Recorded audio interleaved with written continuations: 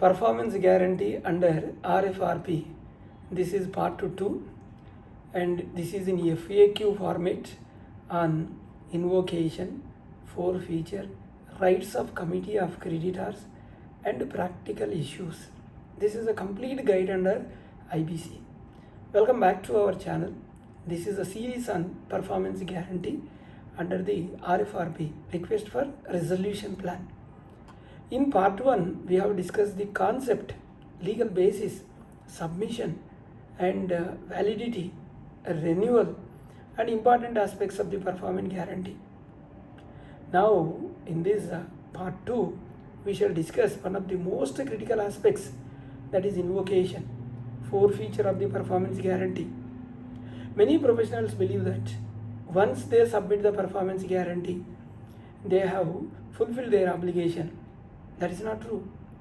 The performance guarantee remain alive. It's a security until the successful resolution applicant completely performs every obligation under the resolution plan. Let us understand this through practical FAQ model.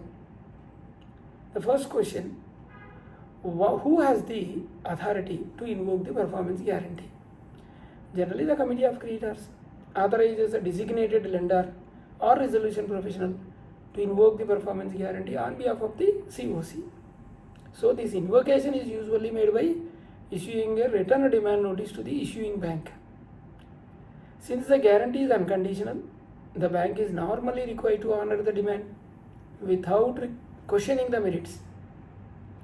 Another question, is the prior notice to successful resolution applicant is mandatory before invocation?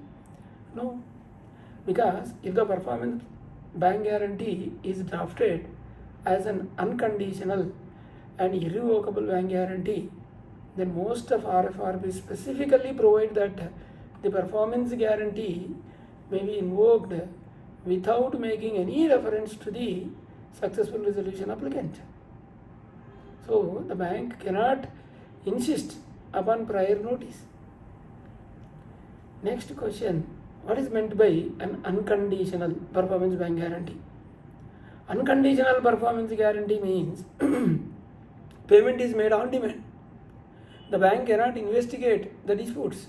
The bank cannot ask whether the resolution applicant actually committed default. The bank merely honors the demand, that's all. This is the strongest form of commercial security.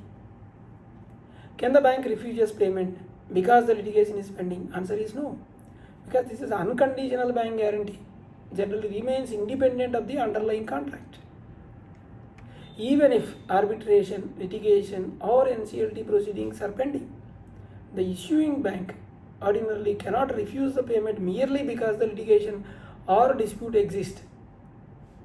RFRP format specifically provides that the payment is to be raised, that the payment is to be made with notwithstanding any dispute raised by the successful resolution applicant. What are the common events leading to invocation?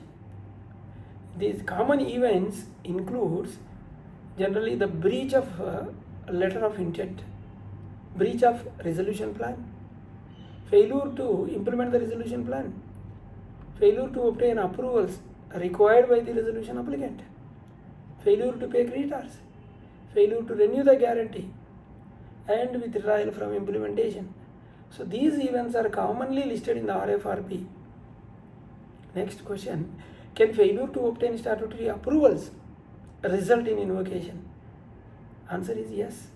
If obtaining approval is the responsibility of the successful resolution applicant and the resolution plan cannot be implemented because such approvals are not obtained within the stipulated timeline, the RFRP may permit invocation of performance guarantee. Next question, what happens if the resolution applicant defaults in making payments? Failure to pay the creditors according to the approved resolution plan is one of the most serious default. Such failure may immediately expose the performance guarantee to invocation. This protects the creditors against the financial loss. Next question, can failure to renew the performance guarantee result in forfeiture? The answer is yes. If the successful resolution applicant does not renew or extend the performance guarantee before the prescribed period, the CoC may invoke to ensure continuous security.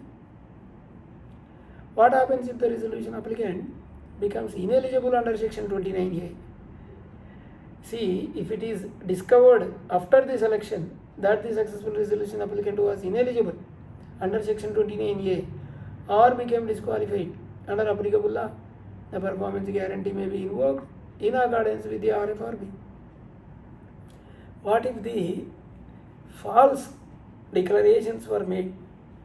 False declarations regarding eligibility, false declarations regarding financial inability, financial capability, ownership, beneficial interest, and source of funds are treated as a serious breaches.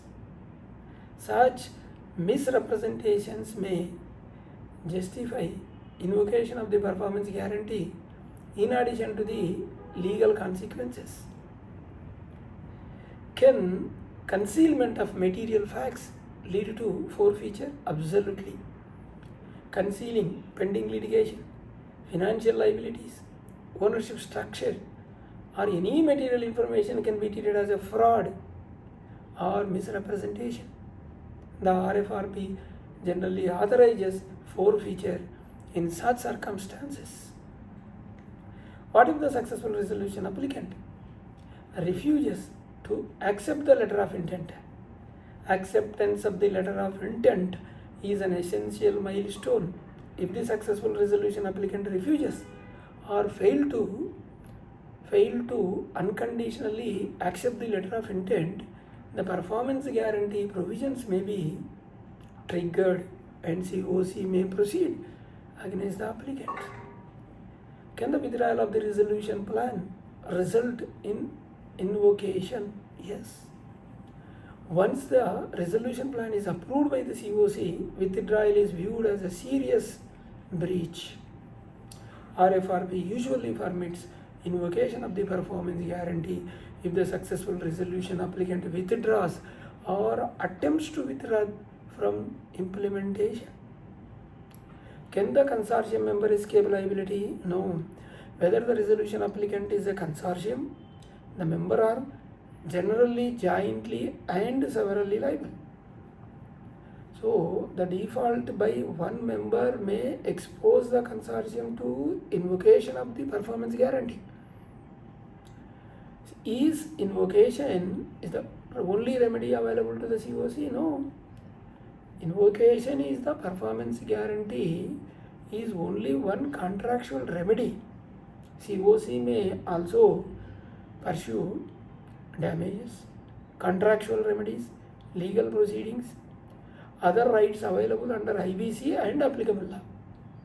So invocation does not prevent the CoC from exercising additional legal rights.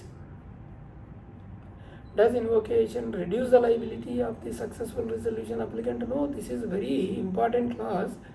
Most RFRP specifically clarify that invocation or encashment of performance bank guarantee does not reduce the obligation of the successful resolution applicant under the resolution plan. Applicant remains liable for complete implementation. So who receives the proceeds of invoked performance guarantee?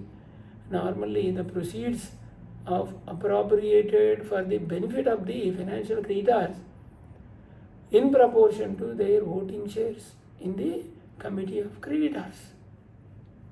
So the distribution mechanism is generally specified in the RFRP itself. Can the CoC negotiate with another resolution applicant after invocation? Answer is yes. The successful resolution applicant commits a default, then the CoC, subject to applicable law and the RFRP, negotiate with other qualified resolution applicant or adopt another approved process to maximize value. Maximization of value is important. Then is the resolution professional personally responsible for invocation? No. Because the resolution professional acts on behalf of the Committee of Creditors. The commercial decision regarding invocation ordinarily belongs to CoC. Can the bank demand proof of breach? No. Under the unconditional performance bank guarantee, the bank is required to honor the written demand. That's all. The bank is not expected to investigate whether the breach has actually occurred. Can the terms of resolution plan affect the performance guarantee? Certainly. See, the performance guarantee secures performance of the resolution plan. Therefore, every milestone under the resolution plan may become relevant while determining whether the default has occurred. Next question, can partial implementation prevent invocation? Not necessarily. If significant obligations remain unperformed or the implementation schedule is breached, unperformed or any breach, the CoC may still invoke the guarantee depending upon the terms of the RFRP and resolution plan. What precautions should a resolution applicant can take? See, maintain sufficient liquidity, monitor implementation milestones, and resolution applicant has to obtain approvals on time, renew the guarantee well before expiry, and maintain continuous communication with the monitoring committee. Avoid any contractual default. So this is the lessons, and what lessons the companies and professionals should learn with this video. Never treat the performance guarantee as a routine formality. It represents a legal, enforceable, commercial commitment. Before submitting a resolution plan, every applicant should carefully assess implementation capabilities, funding arrangements, regulatory approvals, and operational risk, legal obligation. So the final takeaway is performance guarantee is the bridge between winning of the bid and successfully implementing the resolution plan. Submitting the guarantee is the only beginning. The real responsibility starts after the letter of intent, continuing through NCLT approval, and ends only after every obligation under the resolution plan has fully performed. So, successful resolution applicant who honors the resolution plan protects not only the interest of the creditors but also its own commercial reputation. Thank you. We have two channels, RR Corporates, RR Legal Talks. Please do subscribe, hit the bell icon so that you will not miss my latest videos. In this part 2, we have examined the most important practical aspects of the performance guarantee. It is invocation, forfeiture, legal consequences, commercial significance. In my next video, that is part 3, we are going to discuss performance bank guarantee format and important drafting clauses and rights and liabilities of the guarantor bank and affiliate guarantees, judicial principles, and practical drafting tips for resolution professionals and resolution applicants. Thank you.